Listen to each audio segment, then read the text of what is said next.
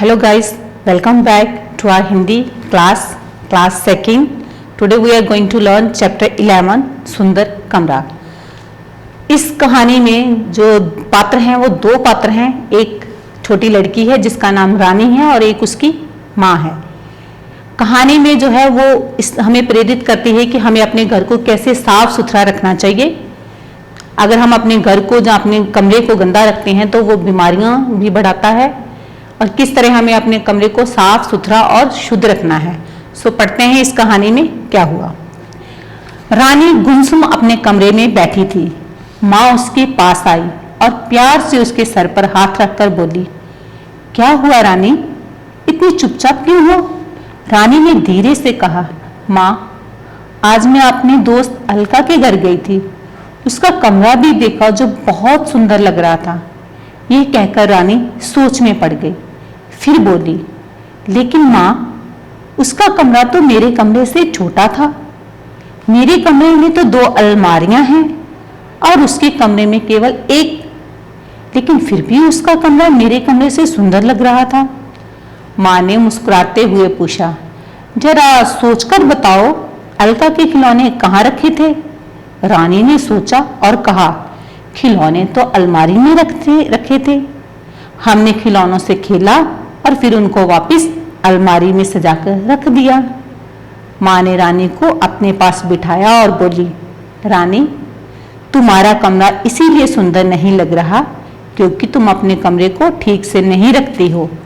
देखो चारों ओर कागज के टुकड़े पड़े हैं, जूते चप्पल इधर उधर फेंके हैं, खिलौने और किताबें बिस्तर और मेज पर बिखरी पड़ी हैं।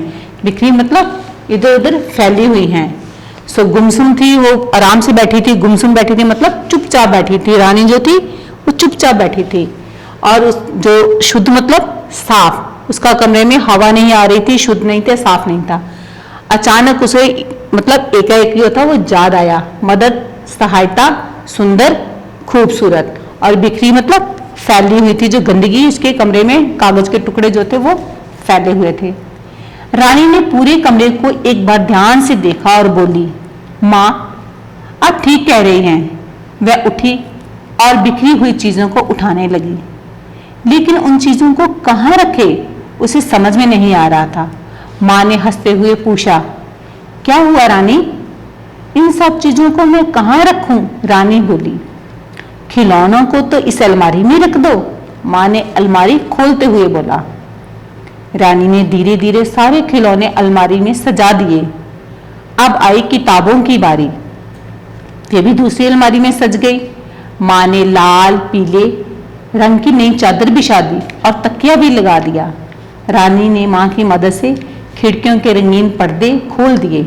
बाहर की शुद्ध हवा, शुद्ध मतलब साफ सुथरी ताजी हवा, साफ ताजी हवा जो थी वो अंदर आई, अंदर कमरे में आने लगी और कमरा जगमगा गया। अचानक रानी ने देखा कि एक रंग बिरंगी चिड़िया खिड़की पर बैठी और चहचहाने लगी।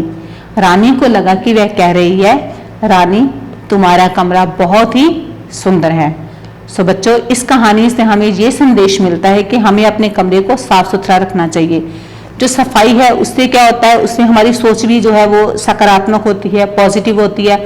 अगर हमारे कमरे में आप अक्सर देखते होंगे जब आप पढ़ते हो, आपके आसपास कितनी सारी आप किताबों का ढेर रख लेते हो। अगर आप खेलते हो तो सारे खिलौने एक साथ ही आप बिखेर लेते हो, फिर उसको इकट्ठा नहीं करते हो, खेल खत्म और आप खुद बाहर, आप वो चीजें इकट्ठी नहीं करते। सो आपको चाहिए कि अपना कमरा जो है वो साफ सुथरा रखें, अपनी किताबों को सही जगह रखें, उनको सीक्वेंस में लगाएं।